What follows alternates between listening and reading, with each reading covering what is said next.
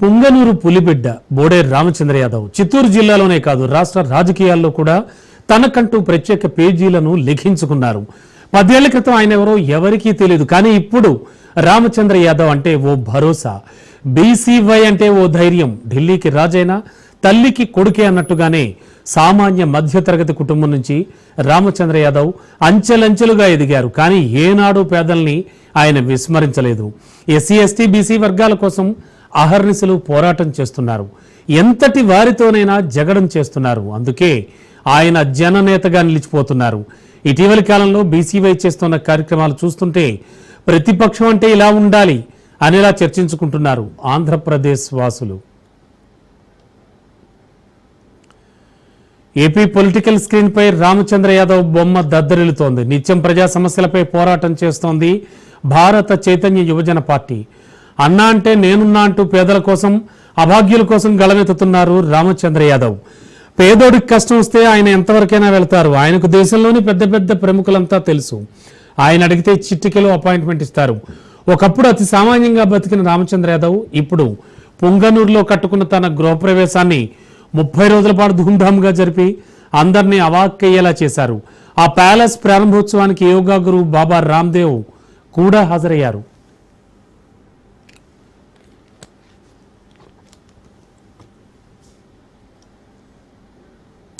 బోడేరు రామచంద్ర యాదవ్ రాజకీయ ఉద్దండుడు పెద్దిరెడ్డితోనే యుద్ధం చేస్తున్నారు.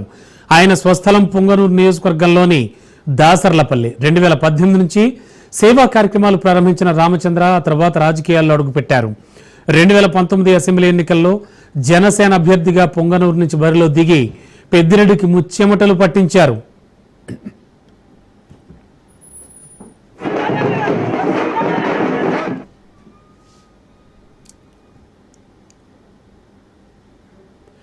నిరుద్యోగ యువతకు రామచంద్ర యాదవ్ ఓ దిక్సూచి. పుంగనూరులో 170 కంపెనీలను ఆహ్వానించి 12,000 మందికి ఉపాధి కల్పించేలా మెగా జాబ్ మేళా నిర్వహించేందుకు సన్నాహాలు చేయడంతో పెద్ద వివాదమే నడిచింది. అనుమతి లేదంటూ పోలీసులు అడ్డుకోవడంతో మేళా ఆగిపోయింది. గతంలో రైతు భేరీ పేరుతో మంత్రి పెద్దిరెడ్డిని టార్గెట్ చేసిన రామచంద్ర యాదవ్ రణం చేశారు. ఆయన ఇంటిపై వైసీపీ మూకలు దాడి చేసినా ఆదరలేదు, బెదరలేదు. పెద్దిరెడ్డిని టార్గెట్ చేస్తూ తన రాజకీయ కార్యకలాపాలను ఢిల్లీకి మార్చారు రామచంద్ర యాదవ్. ఏకంగా తనకు భద్రత కల్పించాలని విజ్ఞప్తి చేసి Y+ కేటగిరీ సెక్యూరిటీని సాధించుకోగలిగారు.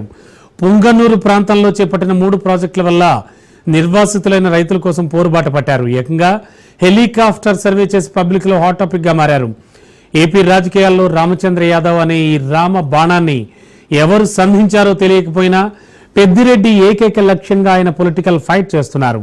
ఆయనపై గల్లీ నుంచి ఢిల్లీ దాకా తన పోరాటం కొనసాగిస్తున్నారు.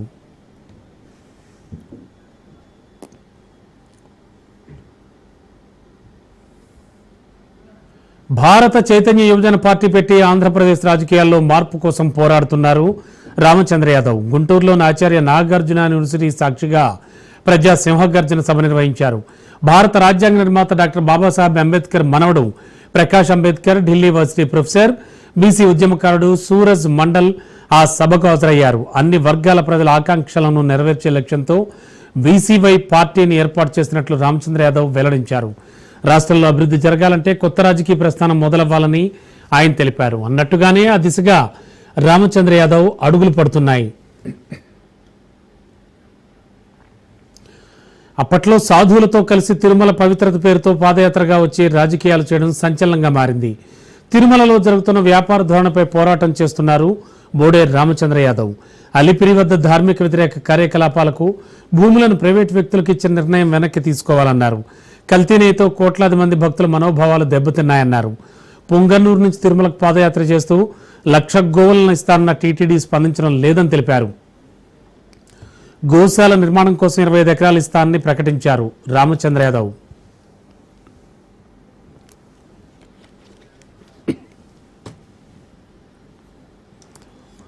ఉమ్మడి ప్రకాశం జిల్లాలోని కరెడు గ్రామంలో పోరుబాటు నిర్వహించారు.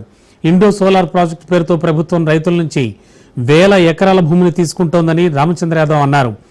8,400 ఎకరాలకు పైగా భూములను షిరిడి సాయి ఎలక్ట్రికల్ సంస్థ కేటాయించడాన్ని ఆయన తప్పుపట్టారు.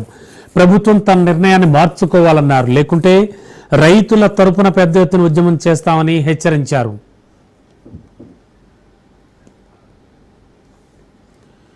ఈసారి పెద్దిరెడ్డిని ఓడించకపోతే పుంగనూరు ప్యాలెస్ వదిలేసి వెళ్లిపోతా అంటూ ఆయన ఛాలెంజ్ చేశారు.